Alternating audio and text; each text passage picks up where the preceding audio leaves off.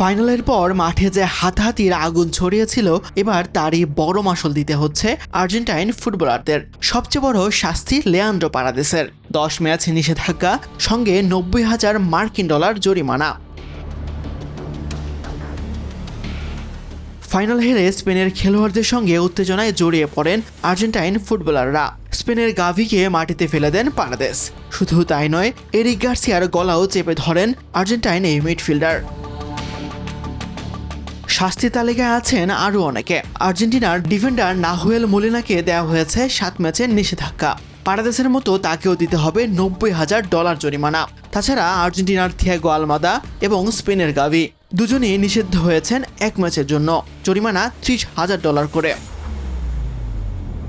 শুধু খেলোয়াড় নন, শাস্তি পেয়েছেন আর্জেন্টিনার সহকারী কোচ রবার্তো আয়ালাও। 3 ম্যাচ নিষেধাজ্ঞার পাশাপাশি 30,000 ডলার জরিমানা করা হয়েছে। ফিফার শৃঙ্খলা ভঙ্গের ঘটনায় আর্জেন্টাইন ফুটবল অ্যাসোসিয়েশনকেও গুনতে হবে 3,21,000 মার্কিন ডলার।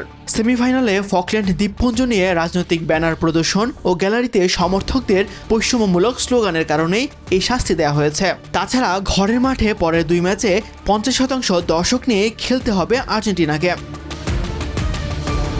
এসব নিষেধাজ্ঞা কার্যকর হবে শুধু আন্তর্জাতিক ম্যাচে, আর ফিফার সিদ্ধান্তের বিরুদ্ধে আপিলের সুযোগও থাকছে সংশ্লিষ্ট সবার।